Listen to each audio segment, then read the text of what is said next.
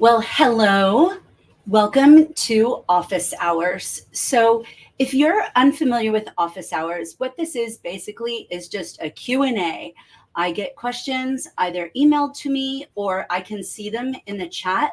Whether you're joining on Facebook or YouTube, I can see the questions from both comments on Facebook and then in the comments section or the live chat in YouTube, I can see them and I answer them. So I also receive questions from email. Now, these office hours were originally designed for people who were taking my online courses, but anybody can ask questions. And lots of times I get questions emailed to me from people who like maybe just have found the website or seen me on TV or something.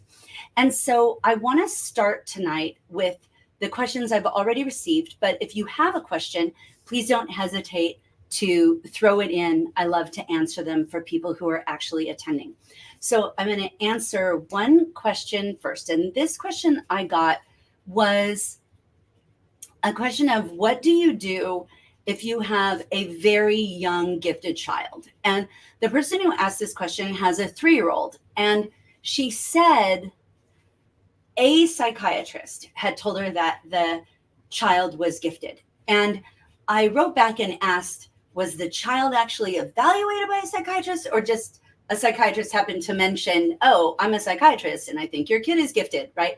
That makes a big difference to me because with very young children, it's very difficult to distinguish precociousness from giftedness. Now, I will say, if both parents are gifted, then it's more likely that if you see gifted, like, oh, I think, walks like a duck kind of behavior in a young child, it's more likely to be studied.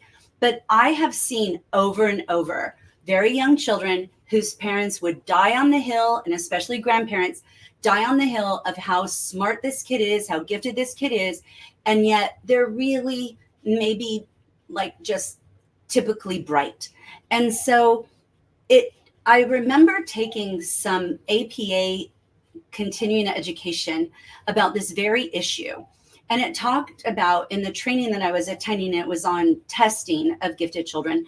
And it talked about this window of opportunity that is kind of the golden space of years for identifying giftedness. And that space is between the ages of 8 and 12, at least according to this training. And I have verified it with 6 other pediatric psychologists. So between 8 and 12, why is that? Well, it's easy to say why it's harder after the age of 12. So I'll explain that first. It's harder to get a very clear IQ score after the age of 12 because the way that we give an IQ score is that we compare how the person is performing on these tests with how other people their age perform.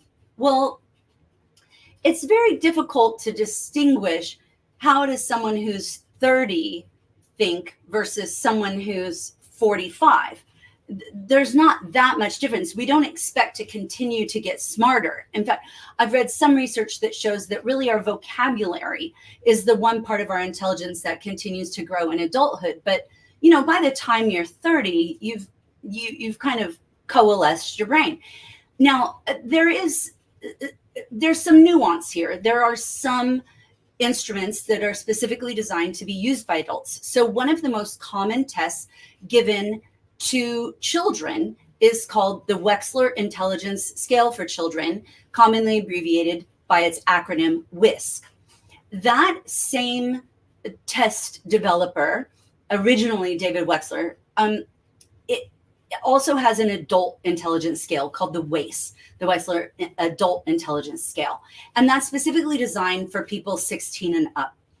But I would say that what's the difference between a 15-year-old and a 16-year-old? You're not going to see that much difference. And especially if you have a 15-year-old or 16-year-old who has been accelerated in school, who is a very devoted reader, very hard to distinguish that. Now, let's look at what becomes harder to understand. And that is, Why can't we get good, clear scores in a 3-year-old? Well, when you think about it, a lot of what we're looking for in a 3-year-old who we're examining for possible giftedness is, first of all, usually we're not examining them. So there's already some bias of, I don't even know what the technical term for this would be. I'll have to ask my best friend. She's a therapist, but I would say it would be, I would consider it like identification bias or selection. In fact, I think it may be called selection bias, where if you're taking your 3-year-old to be evaluated, there's some reason for that. And that reason can be twofold. Number one, for some reason, you've decided that it's vitally important that your 3-year-old be identified as gifted. Why you would feel that way, I don't know. I can't think of a single reason why it would be important to identify a 3-year-old as gifted. I can't. What is more likely is that you're seeing behaviors or indications that something might be wrong.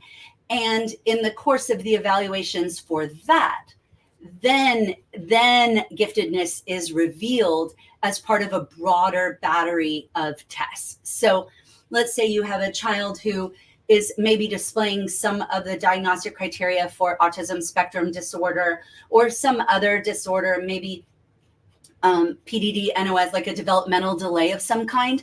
And in the course of that is given an IQ test, and they're like, oh, wait, and by the way, this kid has this, right?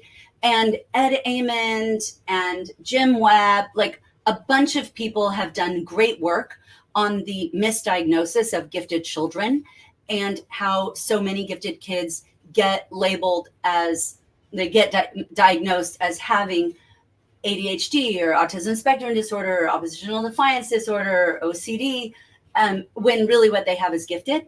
And then, but you also can have all of these conditions coexist with giftedness, what we call twice exceptionality or thrice exceptionality. And so typically, if you're having a very young child identified as gifted, that is coming as part of a larger battery. Okay, so why is it hard? Because what we're looking for when we look for kids, when we're looking at kids this age, is some very, very basic behaviors. We're looking at vocabulary, what we're expecting from them vocabulary-wise. We're looking at some spatial reasoning skills. Well, a child who's growing up in a very enriched environment is going to display some of these behaviors earlier than their peers. And yet once their peers catch up, some of those children who appeared to have higher IQs when they were younger kind of level out. So if you have a child who's precocious, they can look advanced when they're very young. And then once everybody else kind of has the opportunity to go to school and to learn to read, then sometimes that levels out. Whereas the truly gifted will continue to grow. It's a ratio, and it's going to grow exponentially. It's not going to grow arithmetically. So one of the difficulties is that parents who can afford this testing, because it's very expensive, parents who can afford this testing almost always have given the child an enriched environment. So someone who's testing a child just to find out if they're gifted, by definition, already the playing field isn't level here. So because these tests are very expensive. The other thing is that, again, we have kind of a similar dynamic that exists when they're older, which is like a 2-year-old to a 3-year-old. How do you really distinguish what you're looking for? It's going to be sentence length, kind of how they're looking with words, some of the different, there are all these subtests that they do. And I think that it can become, and it is, we know it is, it's subjective. How experienced is this test administrator, not only with gifted children, but also with the instrument they're using?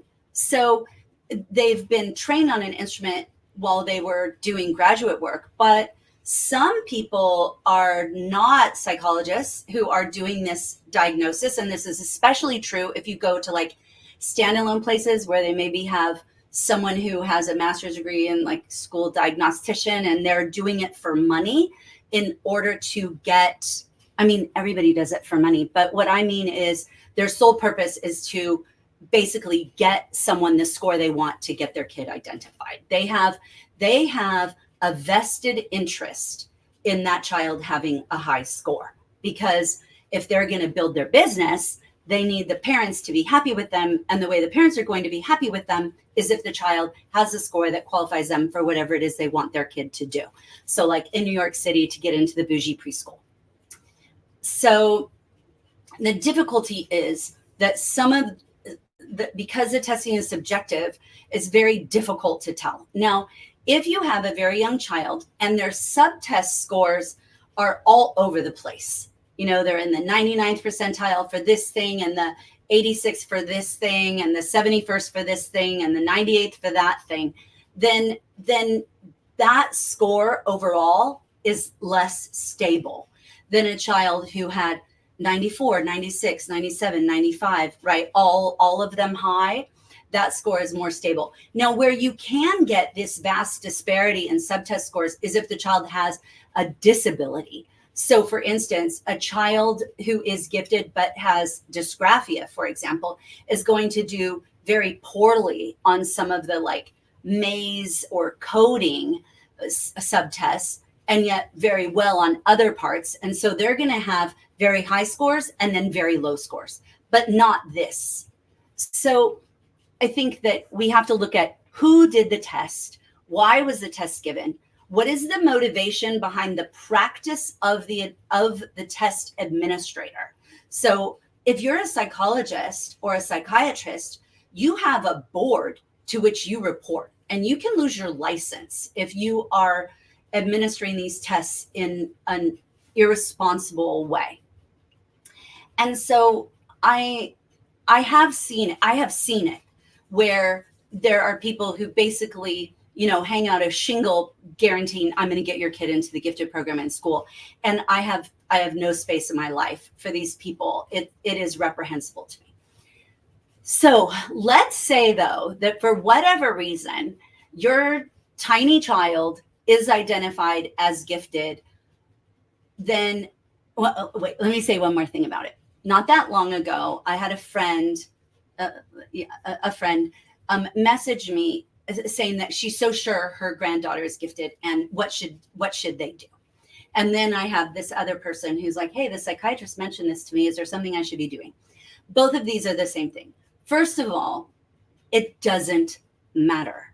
When you have a 3-year-old, the thing that is going to develop that brain until the age of 5 is not anything that you would think of that you have to do. The thing that is going to develop the brain of a young child are the things that you would do with any young child. It is talking to that child. So I guess the number one thing I would say, what you should do with a very young gifted child, or a child who you think may be gifted and is very young, is put down your phone. Put down your phone and engage with the child. That's number one. And put away screens from that child. The American Academy of Pediatrics, not that long ago, revised their recommendation. It had been like 0 screen time. And then they said, oh, well, maybe it's okay if they're like FaceTiming with family, which I would agree is a good use. But then they've I think they don't want to make people mad. I don't know. In any event, I don't agree with everything they say, but I think we have to be very, very careful with screen time with young children. There's very good research done that shows that, contrary to actually building skills, some of these early learning games on devices actually hurt language development. So you will definitely not be using apps. The only app they need is the app called Mom and the app called Dad. So we're not going to be doing that. What we're going to be doing with very young children is we're going to be engaging with them. We're going to be talking with them. We're going to be using lots of words. We're going to be reading to them. We're going to be listening to them, even when what they're saying is babble. We can still interpret. The term they use for this is serve and return, where I say something to the child and the child says something back, whether it's understandable or not.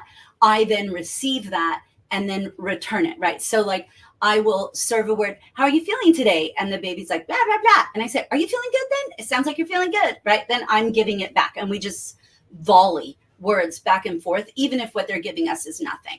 So we will play interactive games that we're used to, all those little nursery games, peekaboo, London Bridge is falling down, like all these things, right? All the little things that we do with children. We're building blocks. We're using lacing cards. One of the biggest distressors right now to me is how many children are showing up for kindergarten unable to cut with scissors. This is a huge issue. So many kids, the only manual dexterity they have, the only fine motor skill they have is to navigate screens with their thumb or one index finger.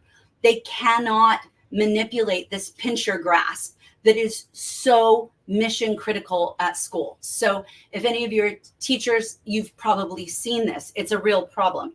So we're going to have toys like lacing cards.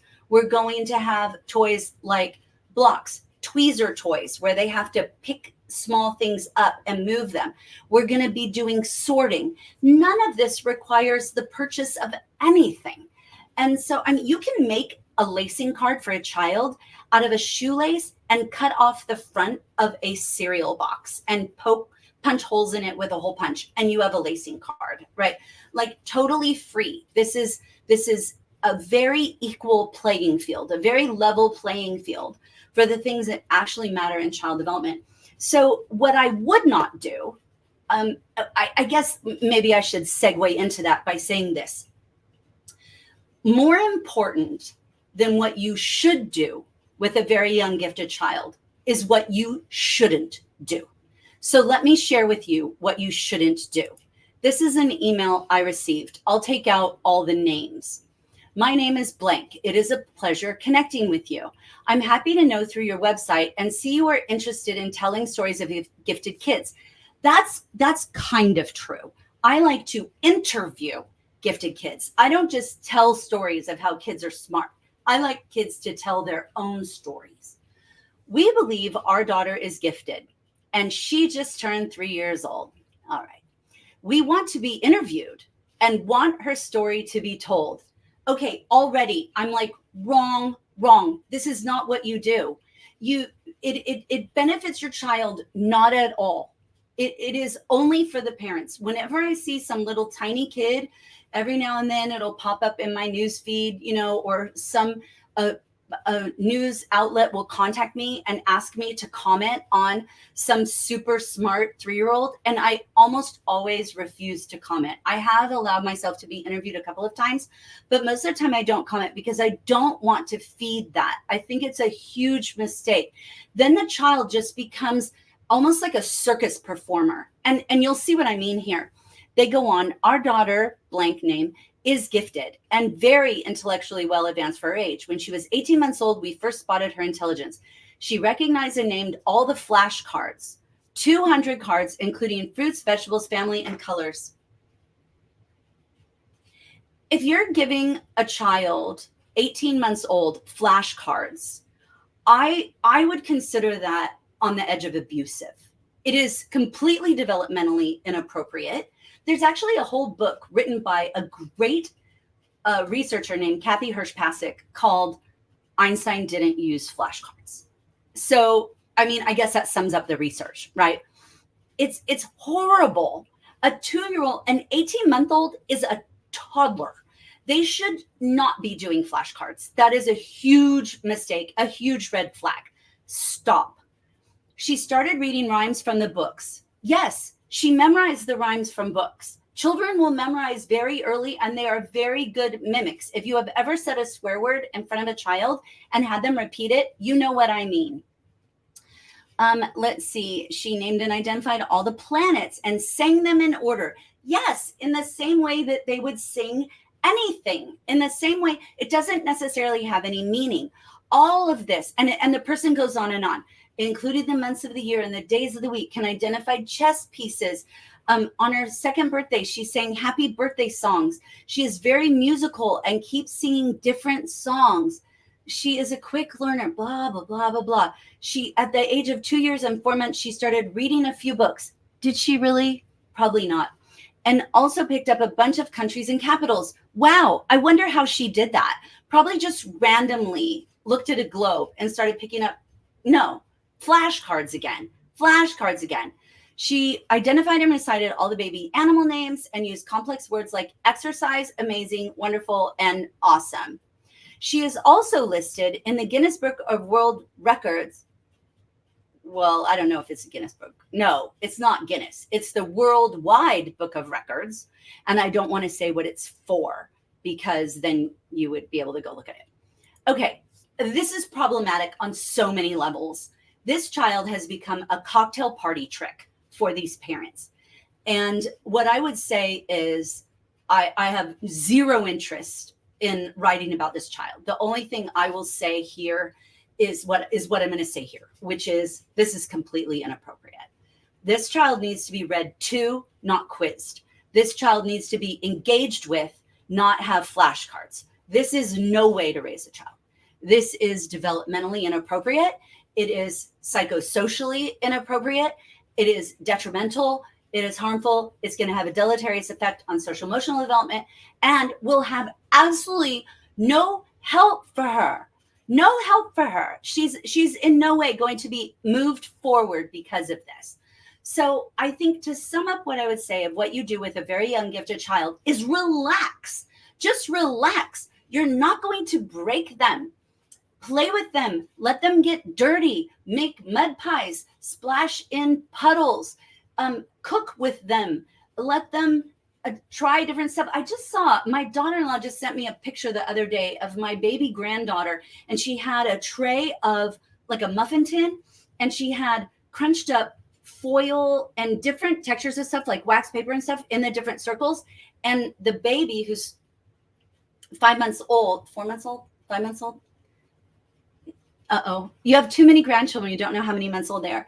But she's 4 or 5 months old, and she's like picking these different textures up and learning about her world through touch. That's what you do. You're not going to quiz the kid. You're going to let them explore their world. So, okay, that was a very long discussion of what to do and not do with a gifted child. Next question is more of a teacher question, and that is a question about depth and complexity. So all of these questions came from one person, which is it being used faithfully in every lesson every day? They're wanting to know, like, is that something we should be going for? Or is it only for certain lessons? And what I would say here is you don't want to force fit depth and complexity. You don't need to look at every lesson and say, okay, I got to somehow make this about depth and complexity. No, what you do is you identify a thinking prompt that you want to use, you get familiar with it, and you start using it where it's appropriate. And then as you get more comfortable with that, you add another one and then another one, and it becomes second nature. It's the same thing I would say about questioning. It's not like you say, well, do I need to ask questions every lesson? It's like, it's how you teach. It's a method of teaching. It isn't, depth and complexity is not something that you layer on top of a lesson. It's something that you integrate into a lesson. So I think that what we have to realize is that sometimes people are putting too much pressure on themselves, and sometimes they're not seeing it for what it is. They're seeing it as too much of an other. Like, this is like extra, and if you have time, you figure out how to do this. No, it's when you create your lesson, you put in depth and complexity into it to the extent that you know depth and complexity. One of the problems, in this, a lot of our teachers really want to see how it's used with math and how it is used at the middle school across all subjects. I don't understand this question. And I'm not criticizing the person who sent this to me in any way, because I get asked this all the time and I don't understand it. Math, you're not special. Like, depth and complexity works just as well in math as it works in anything else. I mean, depth and complexity includes two thinking prompts, patterns and rules, which math is entirely based on patterns and rules. Is it not? Like the times tables, is that not patterns and rules? Everything in math, order of operations, everything in math is patterns and rules. It's identifying the key details in the problem and then applying appropriate patterns and rules. And then maybe you're going to use some of the other elements to understand the thinking behind it, right? And so I think math, one of the problems that we get into, especially in secondary, is that people get too dialed into their content area. And I see this clearly because I originally taught elementary school and I taught all content areas in elementary school. And then I moved to the high school where I taught language arts and social studies. And what I see is that at the secondary level, teachers are very much more content area based.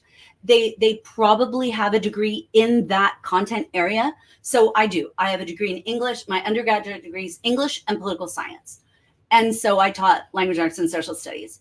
But I also taught math and science when I taught elementary school. And I think at the middle school and high school level, what we often see are teachers who are almost too content focused. They can't see anything unless it's specifically designed for their content area. And this is, I think, why Dr. Kaplan made I actually don't like them, the math icons. You don't need another set of icons. Every single one of the thinking prompts works with math.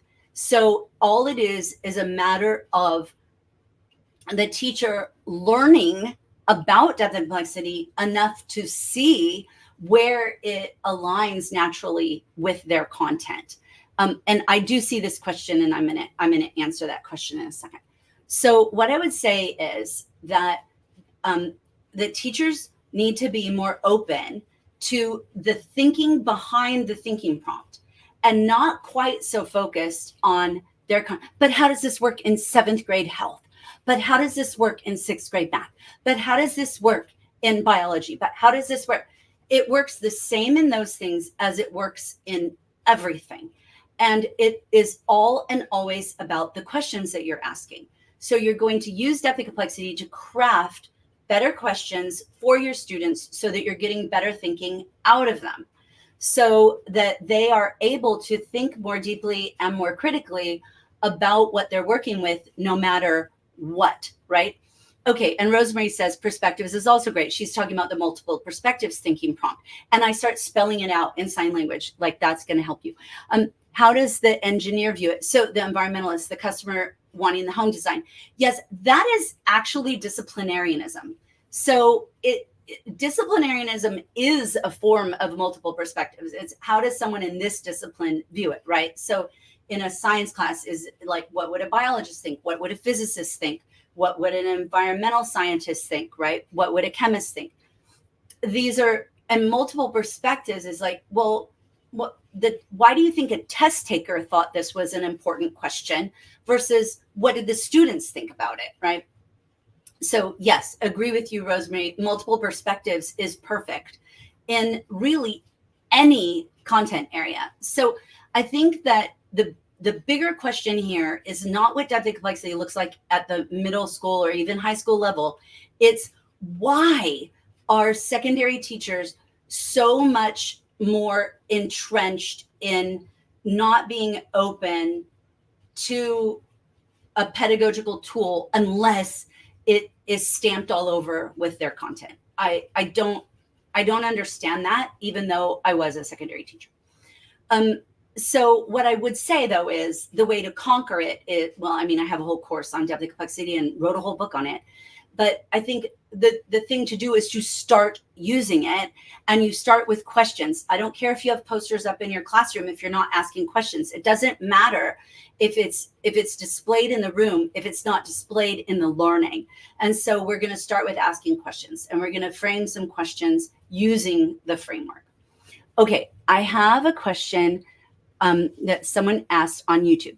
I'm an ex-gifted kid. That's so funny. Like you get a get out of being gifted free card when you graduate from high school. You don't, right? Who was recognized as profoundly gifted. I'm the only gifted member of my family, 2 bright parents. How can I help my family understand my idiosyncrasies? So this is a common issue. And the reason it's a common issue is because statistically, we have what's called regression to the mean. So the mean is the average when we're looking at that bell curve or standard. It's the like the way that we call it normal distribution, that bell curve that we're all familiar with. The mean is the average, the top of that hill in the middle. And what we know statistically is that there is regression to the mean. So typically, kids are going to be, if you have a super bright parent, the kid is going to be a little less bright than the parent. And so so almost always extreme giftedness is an anomaly. Now, it does happen. I have met, and partly because if you're super stratospherically gifted, even if you're regressing to the mean, you're not going to regress all the way to the mean, right? You'll regress from 4 standard deviations to 3 or whatever. And it's very hard to tease that apart. But it's very common. Let me put it this way. It would be uncommon for 2 bright parents to have a profoundly gifted child. And so depending on the test that was given, IQ of 145 to 150 is on almost every IQ test 3 standard deviations from the mean, and which is above the 98th percentile. So we're looking at very high level of giftedness, and that's going to be unusual. What happens at those levels of giftedness, and I'm aware of that because my best friend and I, that's exactly where we fall. And that level of giftedness can be complicated because when you get to like 3 standard deviations and beyond, what you're looking at is an impact on social and emotional interaction as well. If I read the DSM, for the Diagnostic and Statistical Manual for Autism, I start checking boxes, right? Like I joke about it that all of the profoundly gifted people have a touch of the autism, right? Where we just kind of skew that way. And it can be very difficult for people who are normal bright, who are smart enough to know anything they want to learn, but yet didn't have any of what the questioner so aptly calls idiosyncrasies. So we also get the intensities or overexcitabilities. So one of the, I have 2 specific recommendations. One is that you yourself read the book, Living with Intensities. Read that book to give you talking points with your parents. Like, I was reading this book and I have this, right? It can be very helpful to you. I can remember one time my mom talking to me on the phone and saying, I'm going to put Dad on the phone. I want you to explain to him why I can't handle buzzing fluorescent lights. And because she had heard me speak about intensities and overexcitabilities. So my first recommendation would be know thyself. Read Living with Intensities. And so you can have discussion points with your parents. The second thing I would say is I would identify where you feel the idiosyncrasies are that most distress or disturb your parents. And think about, is there something you can do while being true to yourself that would make them less distressing to them? So sometimes we have idiosyncrasies that are uncomfortable for other people. And we have to make a decision about what is called code switching. So can I speak almost just like when I go visit my 1st grade granddaughter at her school, I have to code switch, right? I'm not going to use the same vocabulary I'm going to use when speaking to teachers. And so you're going to code switch, and you have to decide, are you going to code switch into bright out of highly gifted for this conversation or this dinner? And then maybe you think about a couple of idiosyncrasies that are really difficult for you to code switch out of. One of the things I have that I mentioned that if I look at the DSM show up as an autism spectrum disorder diagnostic criteria is rigid thinking. That like if I know something's wrong, I cannot let it go. Like I will die on every hill. There is not a hill that like, if I feel like that hill's worth dying on, I will die on every single hill. And people tell me all the time, you can't die on every hill. And I teach that. And yet it's very difficult for me to do. And so, but it's distressing to people. And so I have to think, all right, what can I do? Okay, well, I'm going to write about it in my journal. Like everything that someone says I wanted to die on the hill, I'm going to write about it in my journal because I can't do nothing. So maybe you need a best friend to debrief after these conversations. Maybe if it's when all the attention is focused on you that is most difficult, maybe you can bring a friend with you if you have to be around people for a long time where your idiosyncrasies or idiosyncratic behavior causes problems. The other thing is, if you feel like it's something that is difficult for you in other areas of your life, maybe not just with your parents, but maybe it causes problems at work, because I will tell you it did for me. You know what? I'm going to tell you a personal story because I want you to feel heard, and I want you to feel like you are totally, totally normal. So I worked at Mensa for 6 years as their youth and education ambassador. And you would think that Mensa would be a safe space for gifted individuals, and you would be wrong. So you're not allowed to work at Mensa if you belong to Mensa at the time. So while I was working there, there were 3 of us who were Mensa qualified who were working there, but we couldn't belong because we worked there. All of us have since left. And I was working there, and I had this guy across from me who would listen to music at a low enough level that I couldn't hear the music. I could only hear that low level zzz, zzz, zzz, zzz, right? And I asked him, hey, could you either turn it up enough so that I can hear the music? Because like if I can actually hear the music, I can tune it out, or lower so I can't hear it. And I have super acute hearing. That is one of my intensities / overexcitabilities, is super acute hearing. Very ironic because my grandparents are deaf, but whatever. So he wouldn't do it. And it became almost like he was poking the bear. And I went to the executive director and complained about it. I'm like, I've talked to him multiple times. He won't stop. And the answer was, I should wear headphones. Well, this continued for about 6 months. I was out of my mind. Every day, I felt like I was being stabbed in the ear with a pencil, because once I noticed, I couldn't turn it off. Some of you know this. Yes, Stacy, this will be viewable. It will be in Facebook and on YouTube. Okay, so it was driving me insane. And then one day, the board came, the Mensa board, and they are all in Mensa. And one of them, the board president, came back and was standing next to me at my desk and chatting. And she said, what is that noise? And I said, oh, that's so-and-so's radio. And she said, how do you work like that? That would drive me insane. And I said, yeah, it's a thing. And she went in and told the executive director.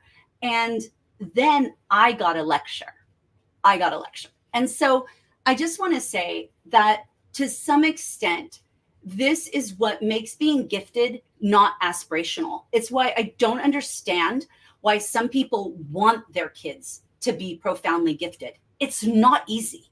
It causes issues in social relationships. It causes issues at jobs.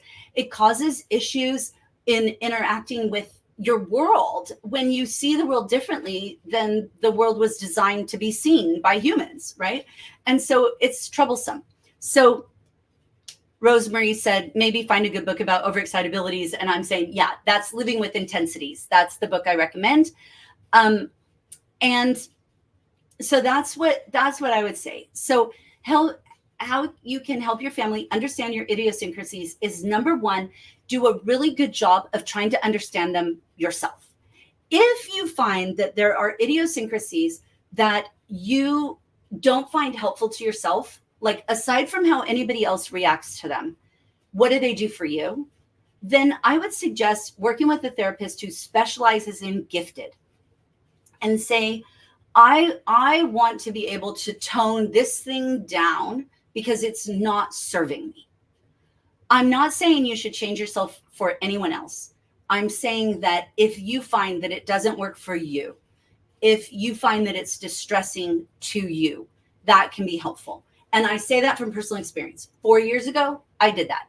I had a couple of things that really bothered me. If somebody said something that I totally disagreed with or I knew was wrong, I couldn't let it go. And it caused more contention in my life than there needed to be, and too little peace. And I wanted more peace.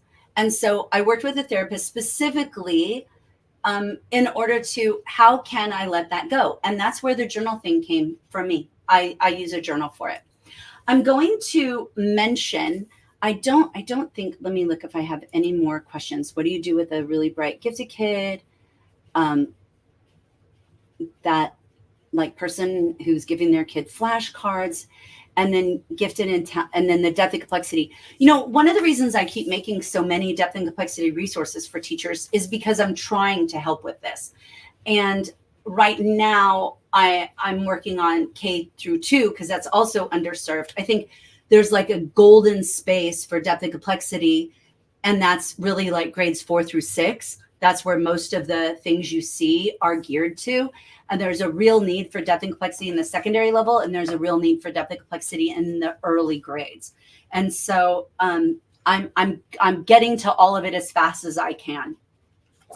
I want to do a little book recommendation. This book, and I have to say, in the interest of full disclosure and the law, I have to say that this book was given to me by the publisher in exchange for an honest review. It is called The Dictionary Story. It is by Oliver Jeffers and Sam Winston, and it's based on a story that Sam Winston originally wrote. This book is so beautifully designed. I'm seeing my camera struggle to focus, so I'll do this. So it's got, I normally don't like interesting font. Normally I like a really good serif font in my books, but this kind of handwritten, kind of like the day the crayons went on strike, that feeling, I'm fine with it. I'm here for it, right? So, Catherine, I see you say I'm K6, would be fabulous. If you haven't seen, I have recently made K2 introducing the complexity elements to students. So multiple perspectives across disciplines, change over time. I have K3 back to school resource, and I'm working right now on introducing details, language of the discipline, big idea, and ethics to K2. All right, so look at this. It's one of those things where it feels real combined with an illustration, like it feels like a real thing and an illustration. The story is about how the dictionary feels badly because she didn't tell a story like all the other books did, which is why one day the dictionary decided that she would bring her words to life. And see the alligator coming out of the pages. The pages look like the inside of a dictionary, but then here's this alligator coming out. And all through the rest of the book, you see, look what's happening to this dictionary. It's absolutely delightful. So there's this whole story that goes on about all the things that happen as the different letters in the alphabet bring different items to life. My favorite part is this pun, where the queen, who was too busy ruling, got in the way. Get it? Ruling with a ruler. I mean, that's how you know you're a grown-up gifted kid, when you just can't get enough of the puns. And so everything is going like a little bit crazy, and then they get to tornado, and it goes super duper crazy. And the dictionary realizes that she has to enlist the help of her friend, the alphabet, to be able to put everything back in order. And everything went back into its proper place. And the dictionary was a dictionary again. But then I love at the end, and it says, but every now and then, Ghost and Puddle would just sneak out at night for a quick rendezvous. Now, this is a treasure. This book is a treasure called The Dictionary Story by Oliver Jeffers and Sam Winston. A must-have for any classroom library. If you know a teacher, you want this book. It is well done, beautiful illustrations, and a really delightful story with that gifted edge, that really great gifted edge of that the dictionary isn't quite like the other books and just feels kind of bad about that. And I'm here for that. I mentioned I popped on last night for an impromptu, you can watch it if you want, an impromptu little thing about underappreciated book series for kids. And I mentioned The Tale of Emily Winsnap and how one of the things I appreciate about it is that it's such a nice gateway for gifted kids because she's different in a way that makes her uncomfortable until she learns to appreciate her giftedness. So I want to thank you guys so much for joining me tonight. I don't even know how long I've talked, 45 minutes. Okay. Let me see. I'm just going to check and make sure there's no more questions. And I see comments later. So if you are watching this later, you can put a comment in either Facebook or YouTube, and I will get a notification. I will answer that. And if it's a question, I'll answer it in the next live stream. I do these once a month during the school year for sure. So I'll be doing the next one in October. No, September. Sorry, this is August. I'll be doing the next one at the end of September. If you want to be notified of them, 2 ways to do that. Number 1, you can go to giftedguru.com/subscribe and sign up for the email, and then you get emails about them. And or signal notifications on YouTube, because if you subscribe to the channel and click that bell, then I schedule these at least a week ahead. And when I do that, if you're subscribed, it will notify you, hey, this person is going to be doing this, and you can make it give you a reminder. So those are the 2 ways that you can do that. So I want to thank you so much for joining me. Thank you, E, for your question. Rosemary, thank you for your ideas. Stacy, thank you for your interest and enthusiasm. I'm super grateful. And for anybody watching this later, thank you for caring about gifted kids enough to spend time watching a video. Oh, Deborah, thank you so much. Oh my goodness, that is so kind. Thank you. I really appreciate that. I'm sitting here. This is my knee scooter. I'm recovering from Achilles tendon surgery. Like last night was the first time I've sat at my desk in a few weeks. And so it feels very fun to be back. So I really appreciate that. Am I going to post a fixed K2 anchor chart? Oh, Rosemary is talking about the email I sent out today where I made some comments about a K2 anchor chart. I saw that I didn't think was great. Rosemary, what I do have is not a single anchor chart, although I could consider that, but I do have a set of posters that have all of the elements. And I think you could just put it up together and make an anchor chart out of it. So I have a set of posters. The set of posters comes with and they're in my Gumroad store and on Teachers Pay Teachers, which is having a sale right now. At the time of recording, they're on sale till tomorrow. So it'll only be a couple bucks. It has the name of the thinking prompt as well as the image. And then another set has the name and the image along with what it is. And it's in the form of questions that are better questions. And it is, that set has questions for younger kids and older kids. And it also has some question stem, like some display questions for each of them as well. So I think you will find exactly what you're looking for, and that already exists. So thank you guys again so much. Again, I just can't tell you how much I appreciate you. I know I have such a small little channel, and I actually got a notice from YouTube a while ago saying, are you sure you want to keep this channel? It's so small. But whenever I come in these chats, and even if one person is here with me, it just restores my faith that there are people who care about gifted kids, even as school districts like New York and Seattle and Chicago and like all around the country are decimating their gifted programs. There are still people who want to show up and care about gifted kids. So when you thank me, I just feel like, thank you, right? Like, thank you so much, because it is only because of people like you who are willing to take time to think about gifted kids, care about the issues surrounding gifted kids, that make anyone care, that make kids feel heard and known, and that make people like E have a place to ask a question. And because gifted kids grow up to be gifted adults and the issues don't go away. Many of you who are teaching gifted kids are teaching gifted kids because you're grown up gifted kids and you're trying to make school better for kids. It's why I became a teacher. And I know it's why so many of you became teachers. And I'm out to make the whole world safe for gifted kids. And you guys are the ones doing it every day. So thank you so much. And I hope you have a wonderful evening if you're watching this at night, like it is where I am. And I hope that I will see you again in the live stream. And don't hesitate to shoot me an email or leave me a comment if you have a question or feedback. Feel free to disagree. It's a safe space. And I will see you next time.